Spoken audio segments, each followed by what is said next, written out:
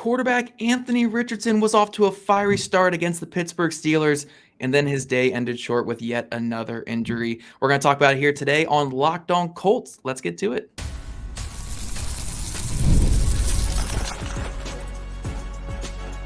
You are Locked On Colts, your daily Indianapolis Colts podcast. Part of the Locked On Podcast Network, your team every day. Thank you all for tuning in and making us your first listen of the day. This is your daily podcast covering your Indianapolis Colts, part of the Locked On Podcast Network, your team every day. Today's episode is brought to you by Gametime. Download the Gametime app, create an account, and use code LOCKEDONNFL for $20 off your first purchase. Hello, everyone. I am Zach Hicks, your favorite film nerd over at horseshoehuddle.com, and I'm joined today, like I am on every Monday, by our friend Ben Boris at Colts Film Room over there on Twitter. You can also find his work over at the Blue Stable. I think you have a Josh Downs piece coming up this week, so I'm going to have to go away from my Josh Downs idea because it was such a great Josh Downs game, just so we don't overlap with each other. But really fun stuff there that is coming up from Ben here on the Blue Stable. But today we are talking Anthony Richardson, and unfortunately we're also talking Joe Flacco, and then also kind of what this means for the future of the Colts.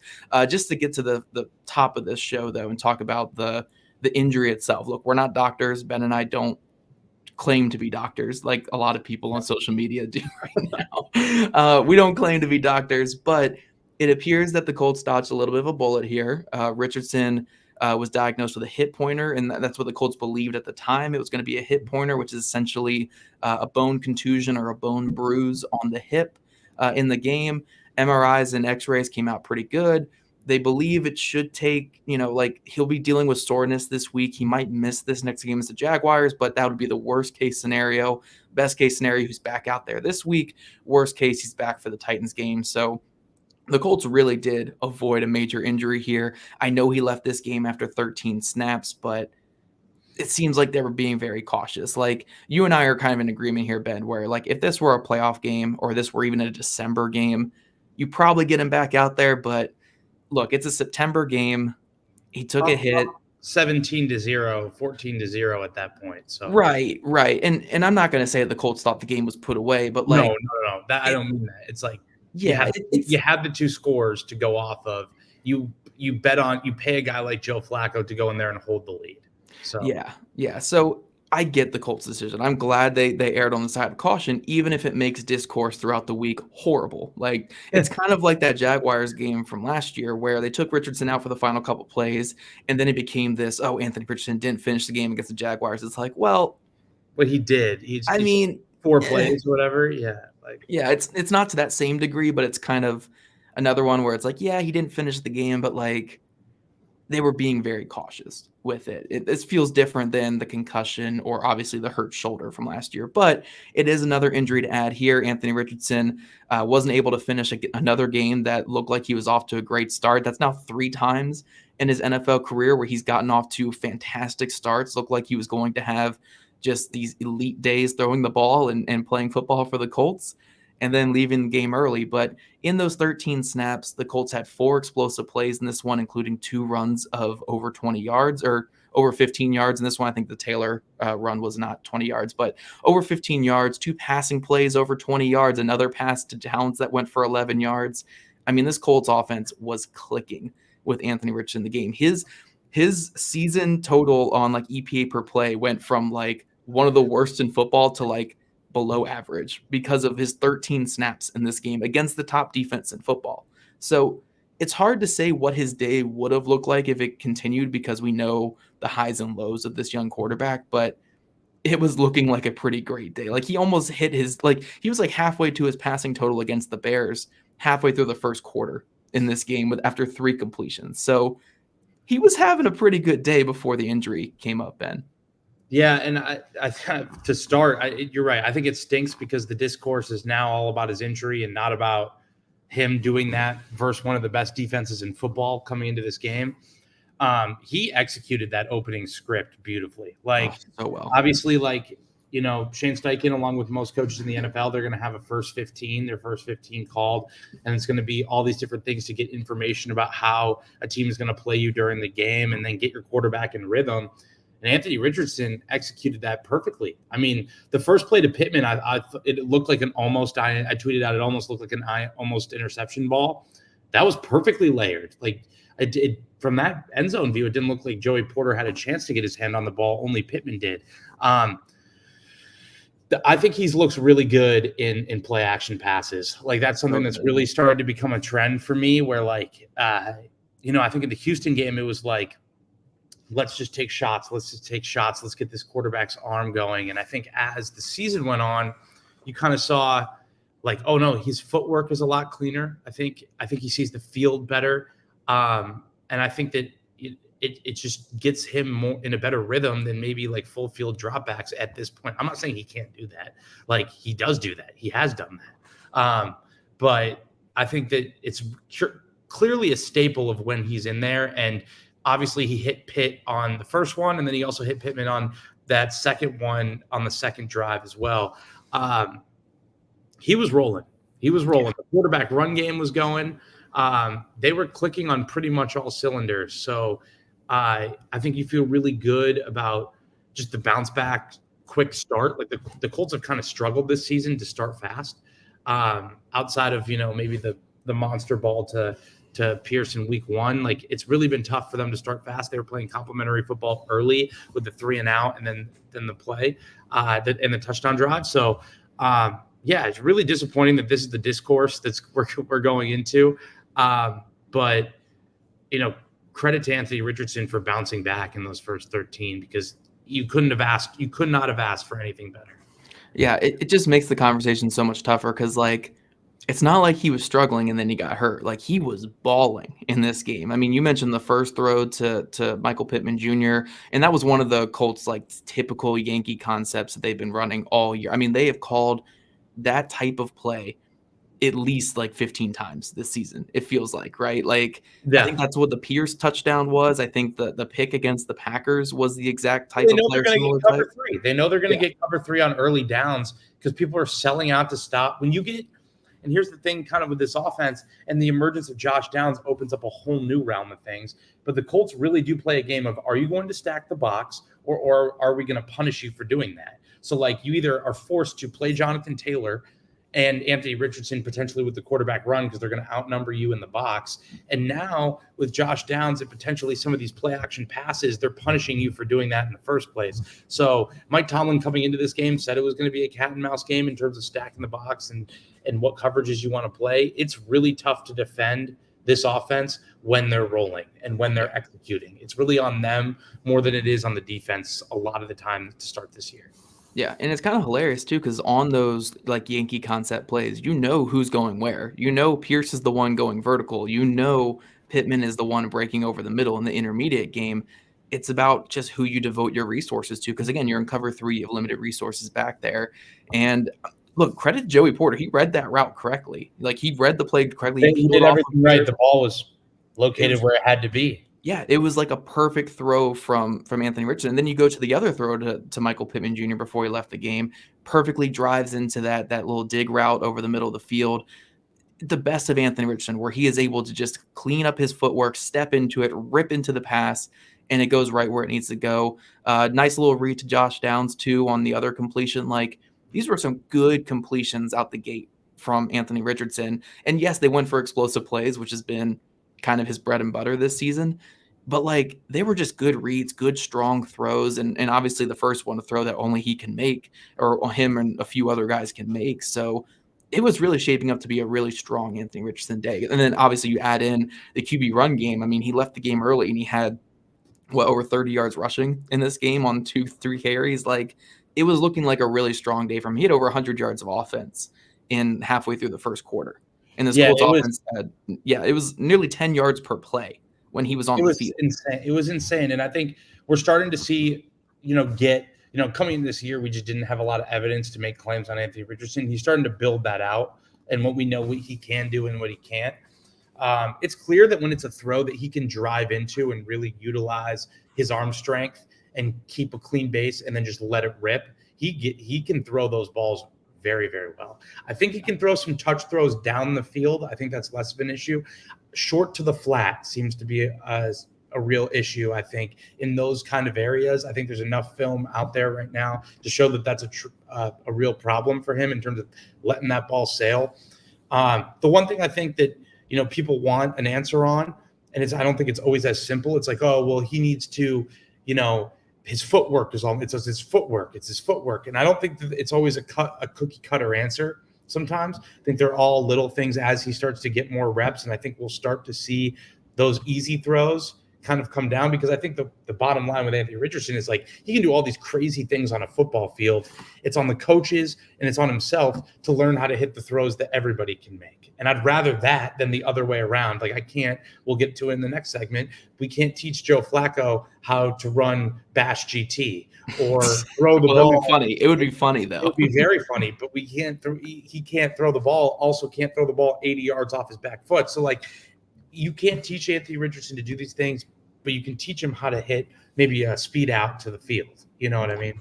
Right. And that's a perfect way to segue into our next segment and also our final segment today. So we're going to talk about that coming forward. We're going to break down what Joe Flacco did well in this game, especially as a backup off the bench, and then kind of compare the two and talk about what the difference is in the offense between these two players.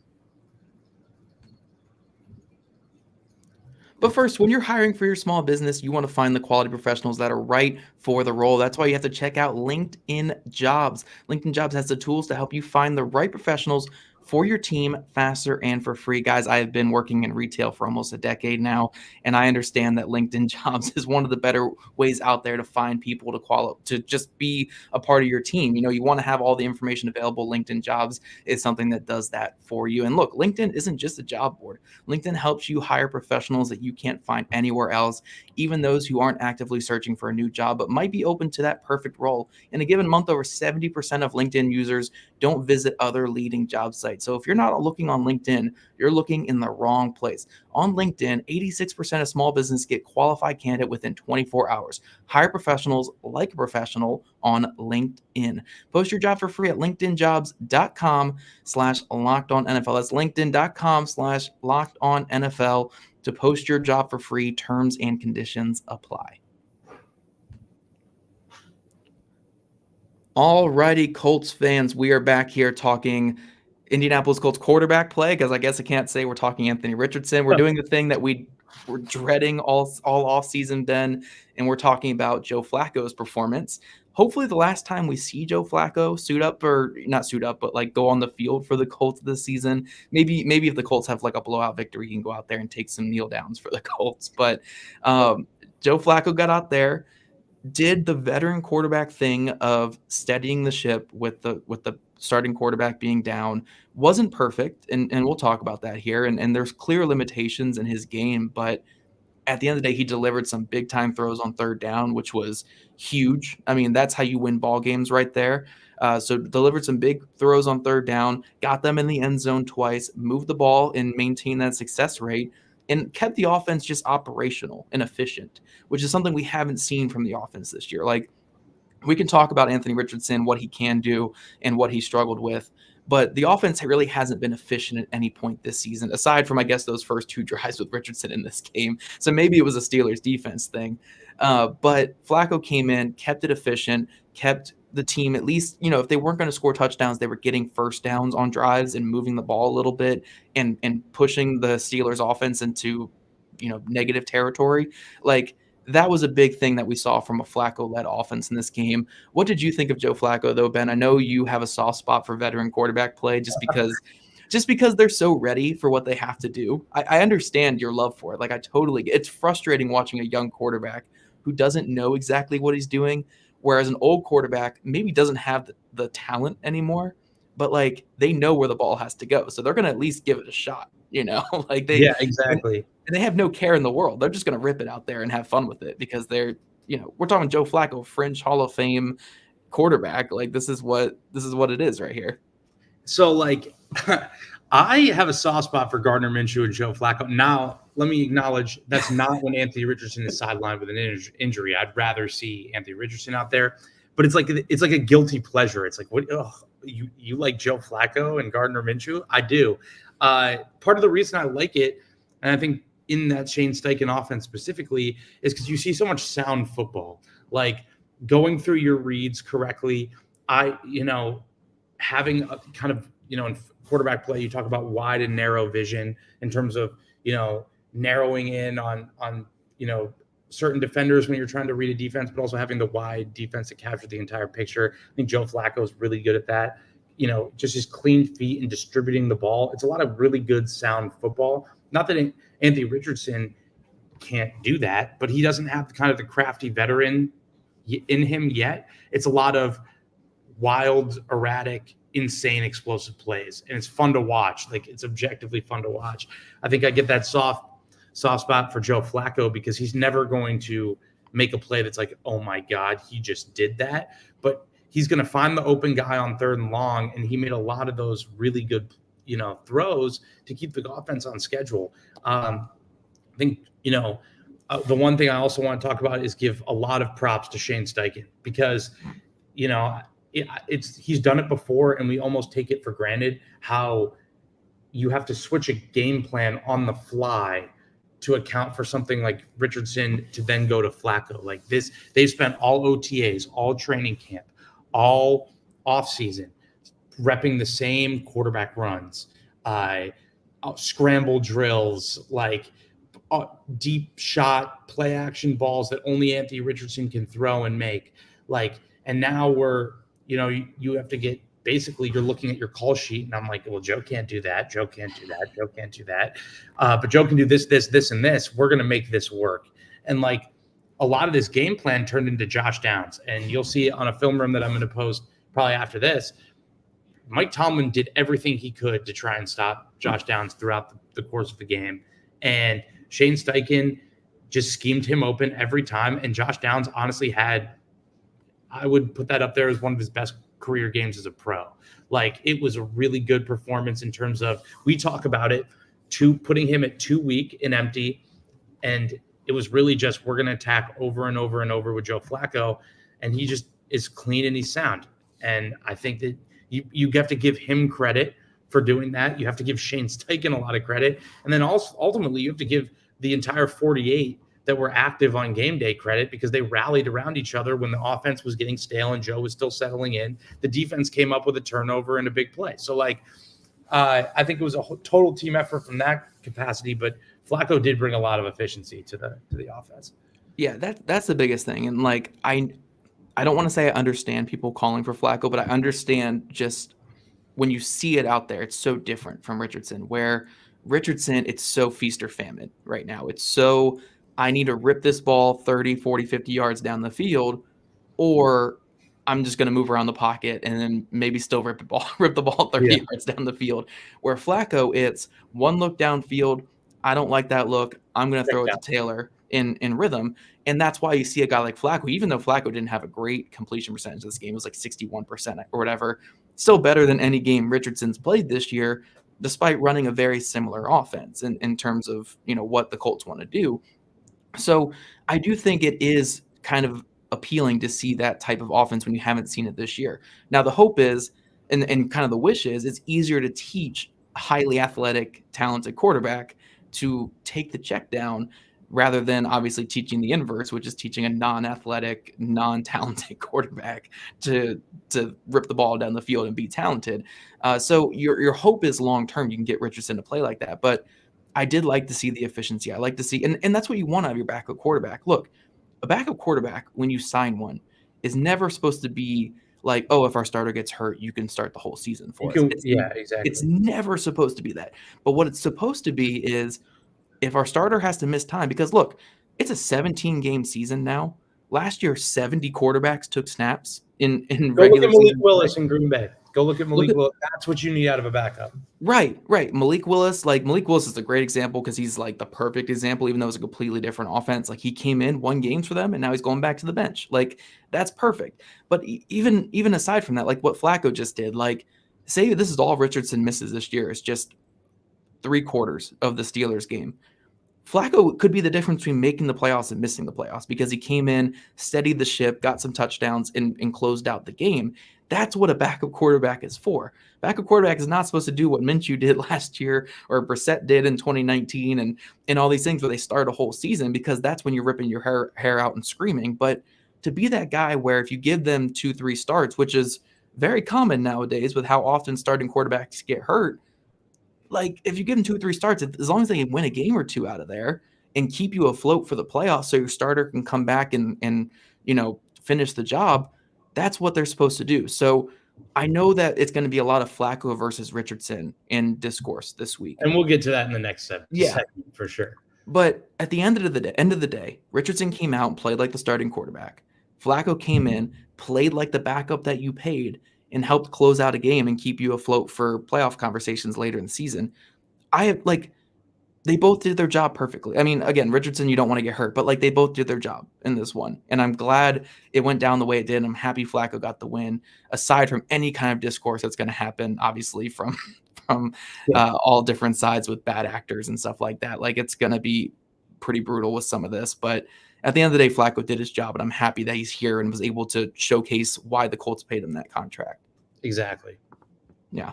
Now, coming up, we're not going to engage in that conversation, guys. We're not going to engage in that conversation. We're going to talk about the differences in the styles of offense these two guys play and why the better long-term bet is still Richardson, aside from even age. Like, even if they were the same age, you still would rather bet on Richardson long-term and why he needs to be the guy no matter what the rest of the season. But first, hey, NFL fans, you can start the season with a big return on FanDuel, America's #1 sportsbook. When you get a hunch in the middle of a game, you can check out the latest stats, view live play-by-play, and so much more on the same page where you place your bets. This week, FanDuel had the Steelers as 2.5-point favorites with a total point over-under of 40.5. Hopefully, you guys were betting for a shootout and the Colts victory because you could have won some serious cash there on FanDuel. It was very similar to that Bears game, but actually went the other way, where this was, again, just kind of a higher scoring game between the Colts and the Steelers. So you'll get started with $200 in bonus bets guaranteed when you place your first $5 bet. And that's at FanDuel.com.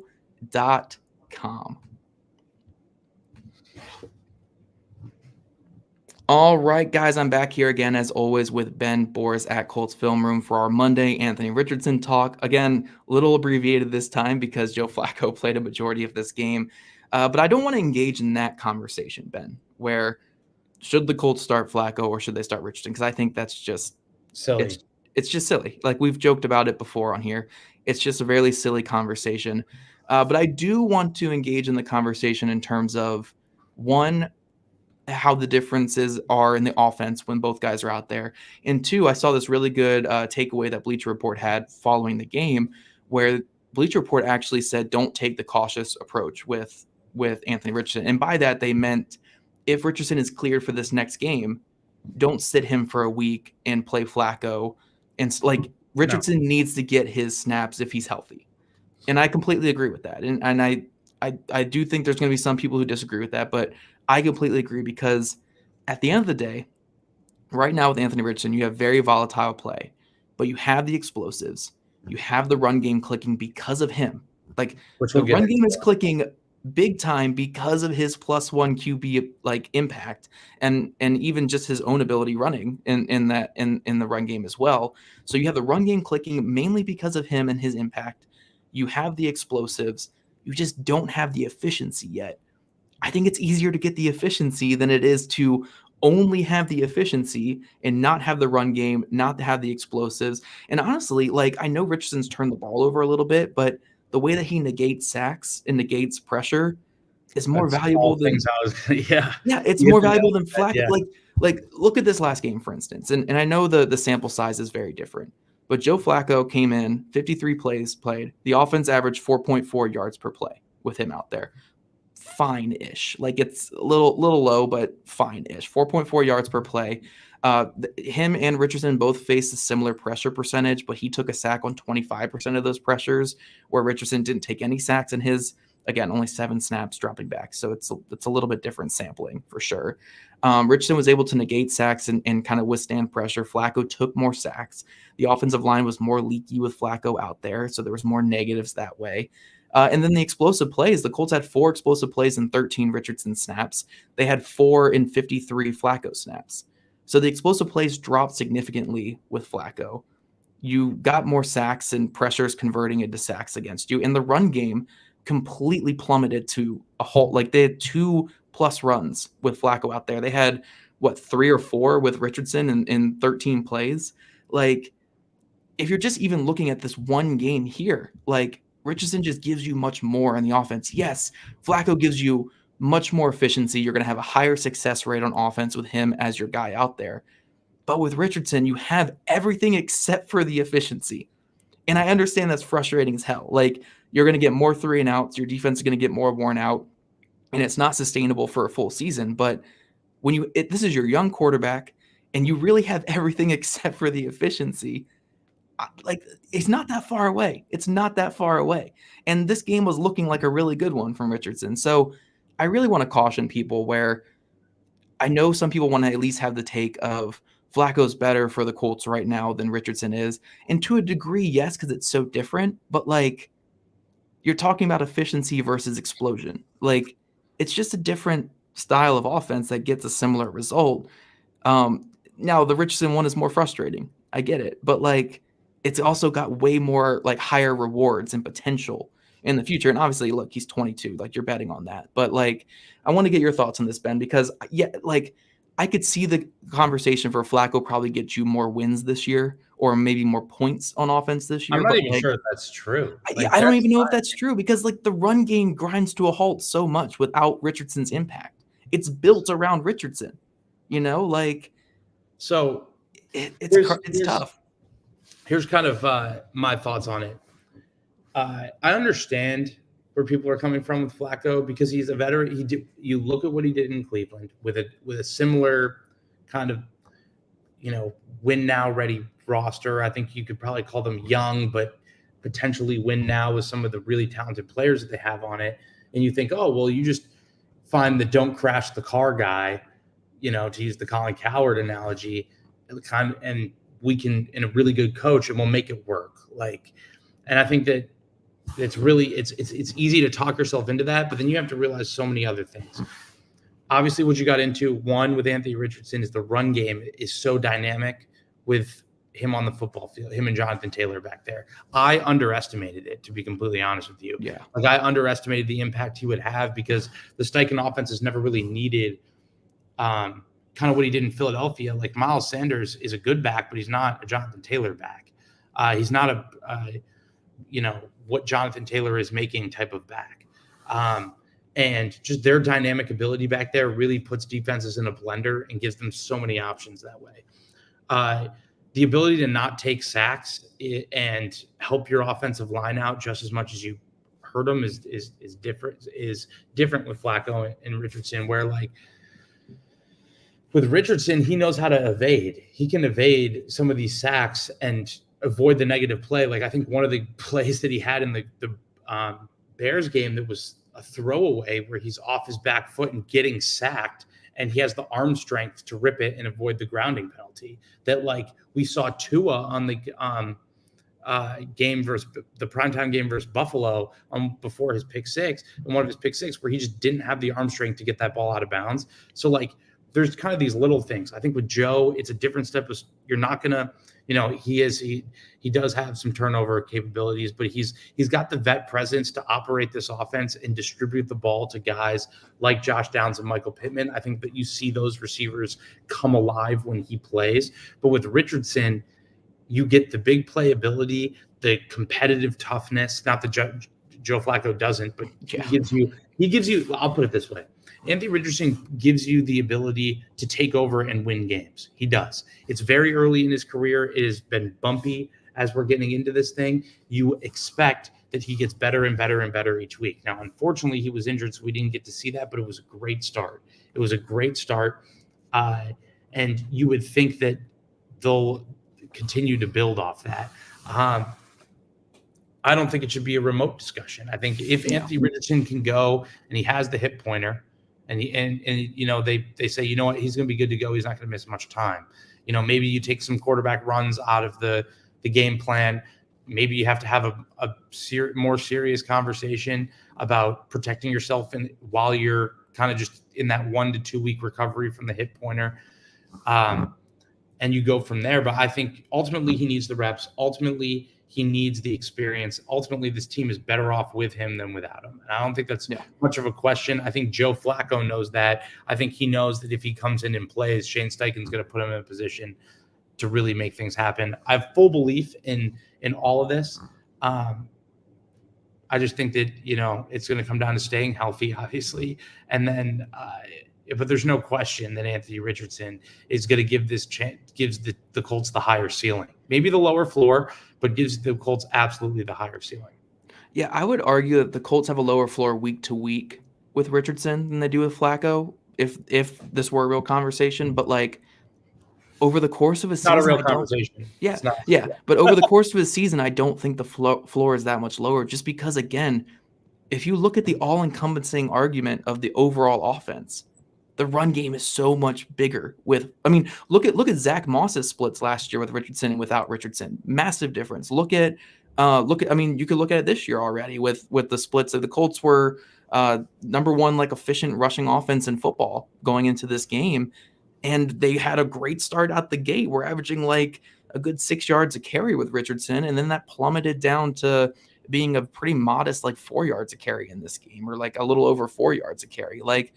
It's just such a different ball game with Richardson, where once he figures out this efficiency, once you get something going on the short game, heck, even if the short game doesn't fully come around to being perfect, as long as he can deliver shots on third down, the offense will be fine. Flacco wasn't perfect in the efficiency department in this past game, but he delivered some big throws on third down, where Richardson's been a little antsy on third downs this season. If Richardson can just calm down on third down and deliver some strikes, then this Colts offense will be coming, going forward. So, overall, I fully believe in Richardson. It looked like he was getting off to a great start. It sucks he got the hit pointer. I'm glad it's only a hit pointer. I know today he's probably in a ton of pain, because bone contusions the day after are the most painful things ever. We'll probably get more of an update on his overall status and soreness on Thursday. I'm assuming he'll probably miss Wednesday's practice, and then hopefully limited Thursday, full on Friday is my guess. But I think he'll go this week. I think it'll be more of a limited game plan with the running, but expecting some good things against Jacksonville. Man-heavy defense, feed Josh Downs, take some deep shots. Going to be a fun game, I think.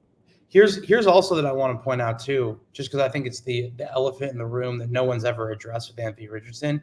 Let's also not pretend that Houston, Green Bay, and Chicago, and now the first start of Pittsburgh, were easy defenses to necessarily start the year with. I think you find two teams that are objectively struggling right now in Jacksonville and Tennessee. You put in that same effort that you always do, and I think that Shane Steichen never overlooks a team in that regard. And these could be real confidence builders for Anthony Richardson when he's already found. I think the one thing that you can look at overall, now that we're 4 weeks in and a whole month, is that a lot of the mistakes haven't been, we can't get guys open, defenses are are disrupting us. A lot of it is just on execution. You go look at the Houston game, you go look at maybe the Chicago game and some of the turnovers. I don't think that the defenses are doing anything all that confusing. It's just brain fart early moments in a quarterback's career. So I think these could be huge for potential confidence builders games as we get into maybe a really, really tough late October, November. Yeah, eventually it'll click for him. I really believe that. I know both of us believe that. I'm hoping that we're covering it here on these Monday episodes when it does click for him, but I do think eventually it will click for him. Very young quarterback, had a good start this past game. Hopefully he can carry that into this next game against the Jacksonville Jaguars.